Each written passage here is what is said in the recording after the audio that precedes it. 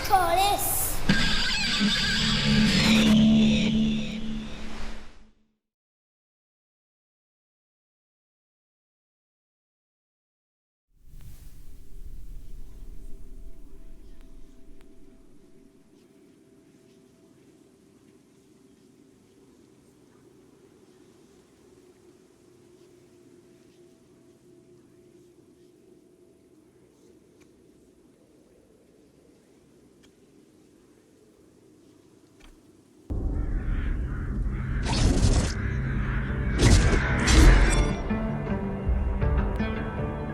I was born to be the collector. To protect a world I cannot be a part of. Destined to be feared for what I am. It is my fate.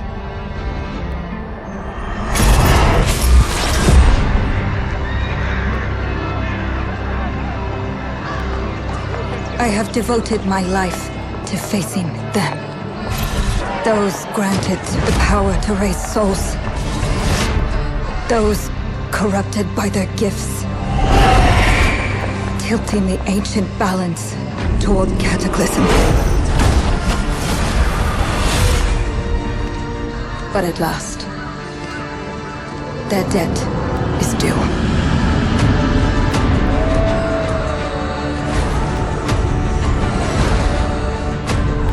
Every choice, every breath has led me to this moment. As the moon bears witness, I take the first step. My time has come. I am ready.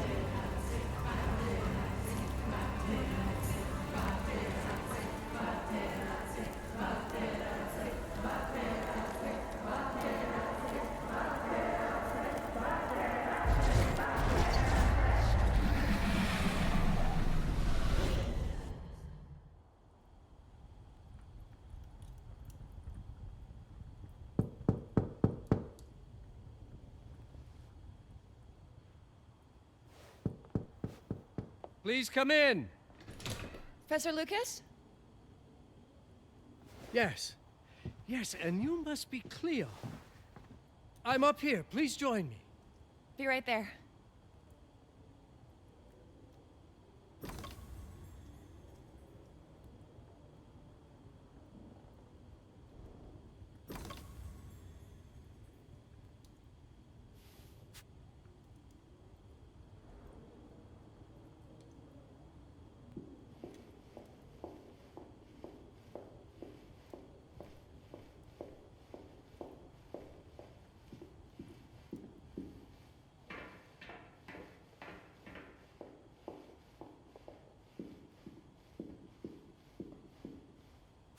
Pleased to meet you, Professor Lucas. The pleasure is mine, Cleo. I'm glad you called. Were you looking for something in particular? I was, but my intricate classification system failed me once again. You know, this is the exact spot where I met your father for the first time. Really?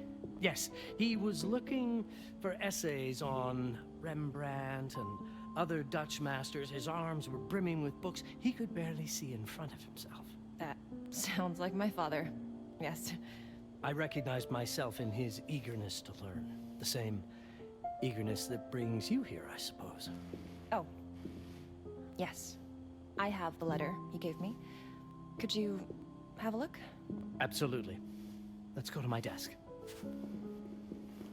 So how's my dear friend Aaron? You called my father a friend. Of course. He never talked about you before giving me the letter. I was devastated when he told me about his condition. I'm sorry, Cleo. He told you? When? I saw him about a year ago. He warned me that you were going to call when you were ready. Oh. I guess he told you a lot. Not much more.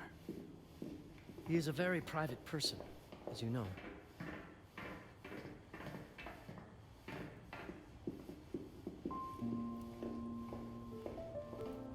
Now, let's see that intriguing letter.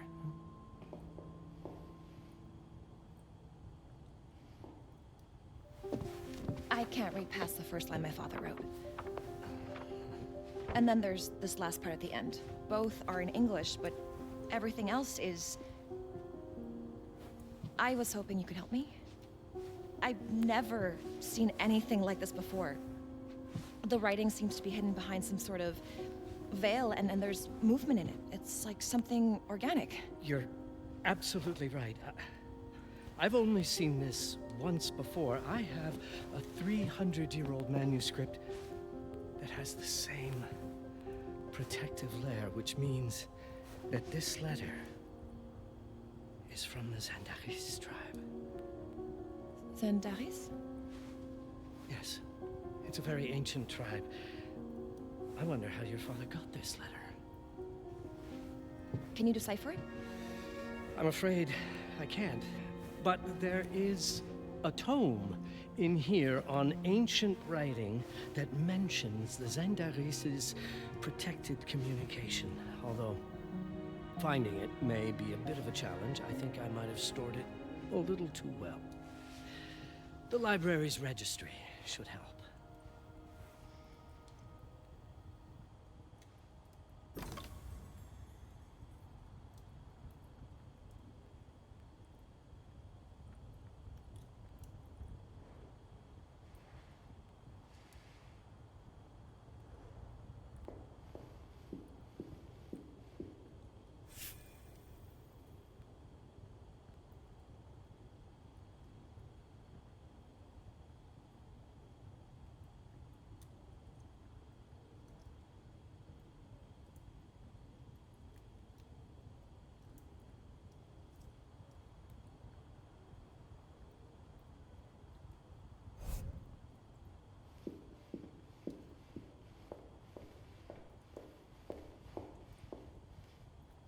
Have a look in the Ancient Writing Systems section. That's probably our best option.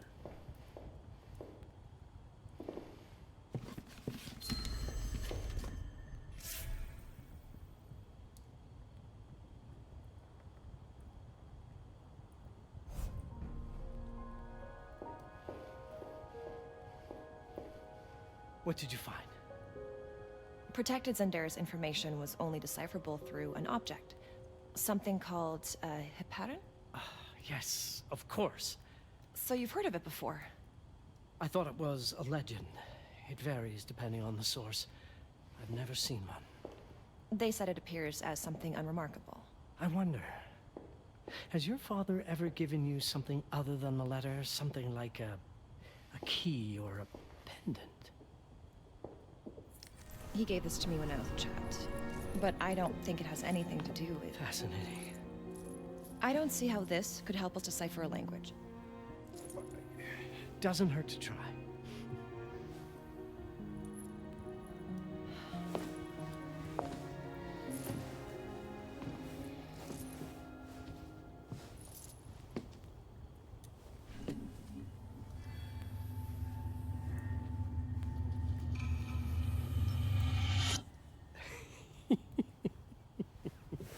It doesn't work.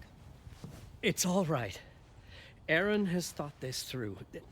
There must be something that we're missing. Something to activate it, maybe. What makes you so sure that my father was behind this? Would it really be so surprising? I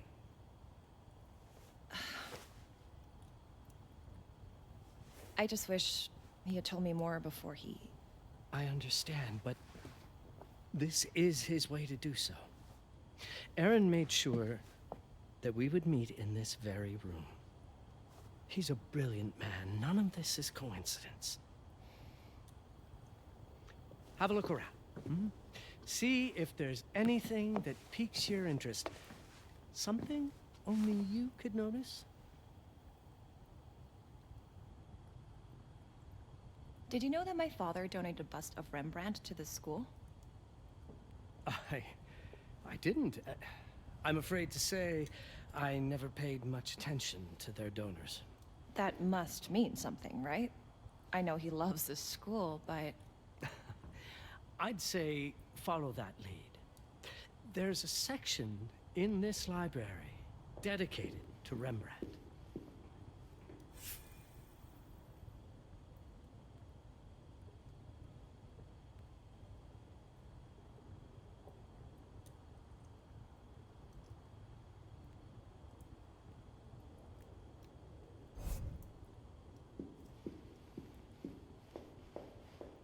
I'm not sure your father left you anything here, but I do know he would have wanted you to look into Rembrandt.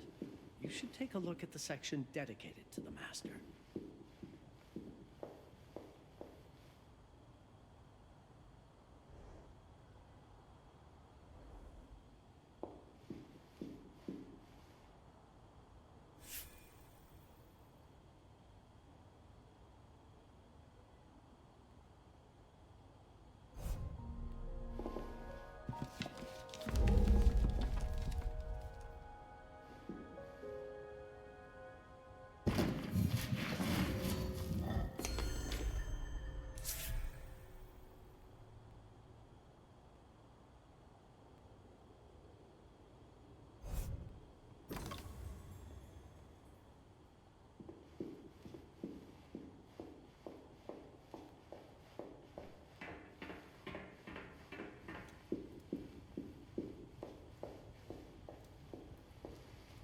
My father left me a note. Wonderful. I don't understand it, but my name's on it. Let's see. Do you know what these symbols mean? It seems to refer to a special tool. A sacred tool, most probably, and blood from, I think it specifies lifeline. Blood from a lifeline. I remember. From the hand.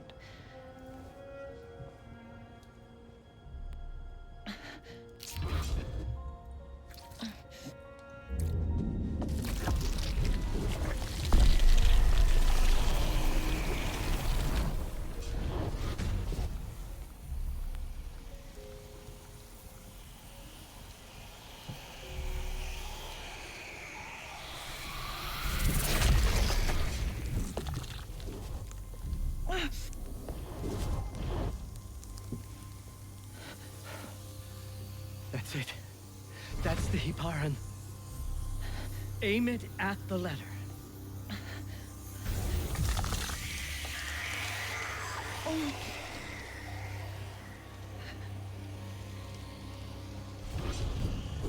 Are you all right? Yes. It's... Cleo, if you're reading this, Papa? it means you're experiencing Nux. It's this dark energy you can feel through your guts. Don't worry. It's yours, Cleo. And you'll become its master. You're my daughter, Mabel, and I love you deeply. I once promised to tell you everything about your mother. This is it, but not the way you were expecting. Take these words as a guide to prepare you for what's coming. It all started on December 30th, 1999. I was with Agnes, my girlfriend at the time. We were in Amsterdam for the year 2000 celebrations, and we had a room in a pretty cool hotel. I thought we were turning the page on a year, a century, a millennium. But it was more than that. We were standing at the beginning of a new cycle. And you, Mabel, would be part of it.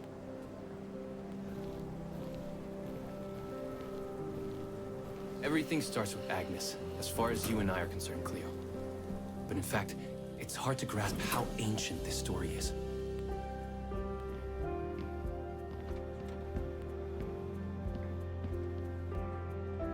Agnes was different. An old soul, yet joyful, always surprised by life. From the very beginning, it felt as though she already knew me. It was awesome.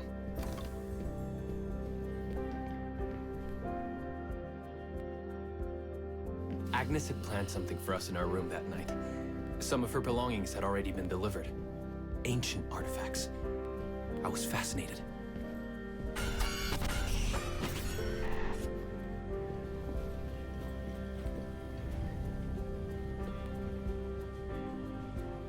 Truly, I had no idea what Agnes had in mind.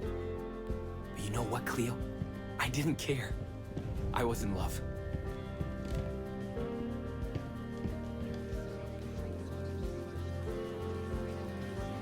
I never questioned Agnes's actions. She had a way of making me feel important and wanted. Needed, even.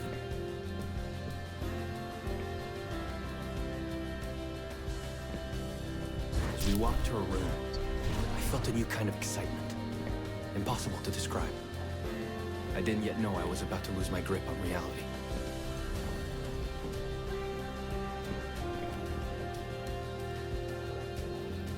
As you'll see, Mabel, losing my grip on reality is an understatement. The truth is, I never had a grip on anything at all.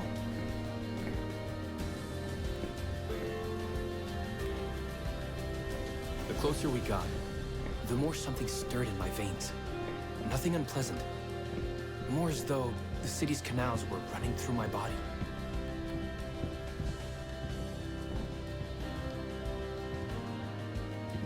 There was something electric about Agnes. A force emanated from her. The force I was about to discover. All in all, what awaited me in that room never felt threatening, Cleo. Deep inside, somehow, it always felt as though I'd been chosen. Agnes went directly to the bathroom to put on her magic touch, she said. She didn't need any in my view. But she was being literal, I guess.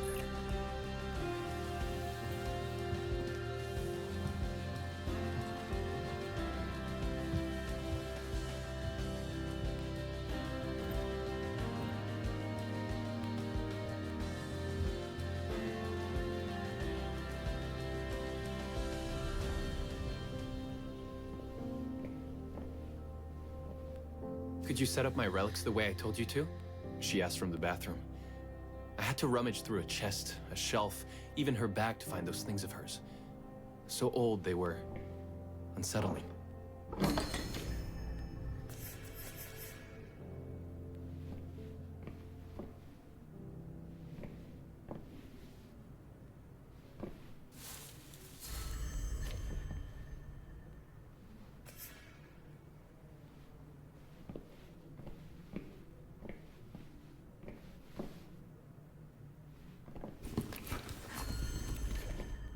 Did all my mirrors get installed? She asked. Yes. They had been placed around the bed, and the bed had been moved. Even now, I don't know how, or by whom.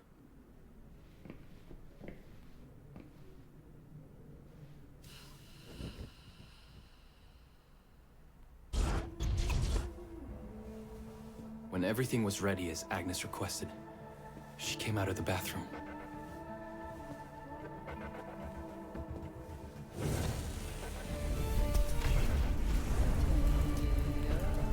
She was...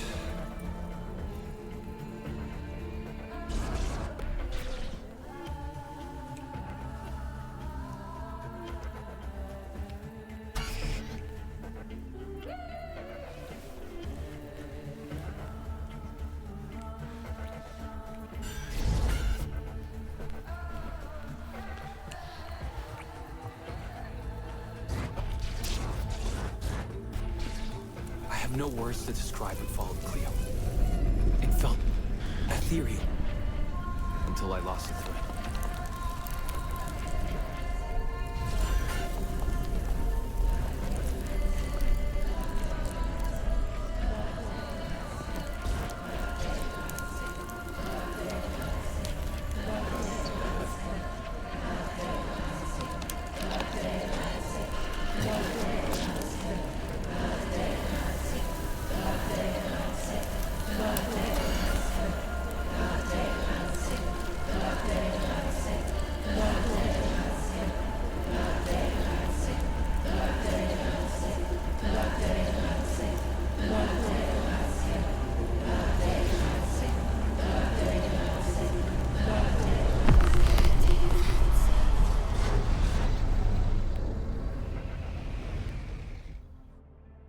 I woke up or something.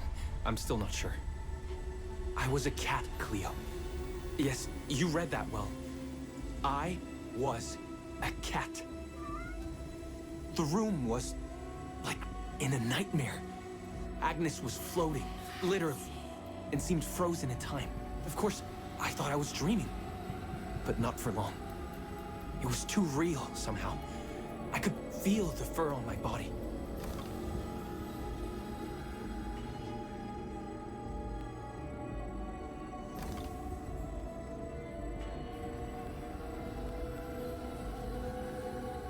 My senses were heightened. Everything I saw or heard became a voice calling me. Go further, and you'll see. Go further, and you'll see.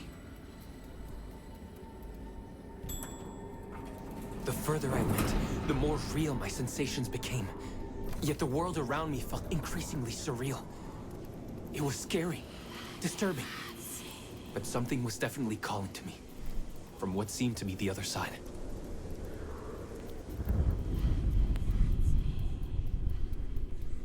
And then, in a forest, yes, a forest, I knew it in my bones. It was someone calling me. A woman. Things were blurring together, Cleo. My cat spirit, a thirst for freedom, for leaping onto anything, and my pull toward her calls. And I saw her, frozen in time, like Agnes in the room. And my cat spirit again, a need to size her up.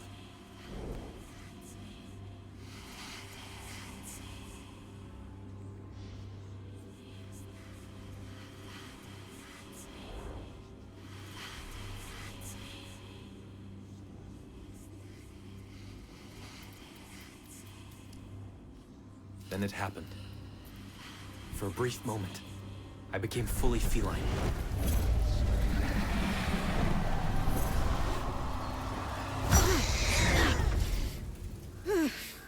Welcome, Patarazzi. Welcome, Aaron. Aaron? You know my name? We talk? I can talk? I was in shock, Cleo. Nothing made sense. Yes, you are my union. My Patarazzi. My cat. Of course. But what? Did no one tell you about the ceremony? Where you come from? What? No! What do you mean? It matters not for now. I'm Noah, the Collector. Those are the Zendaris. Follow me, and I shall explain anon. We've much to do this night. It was the only thing I could do anyway, Cleo. That woman, Noah, she seemed like the only one who could clarify all this.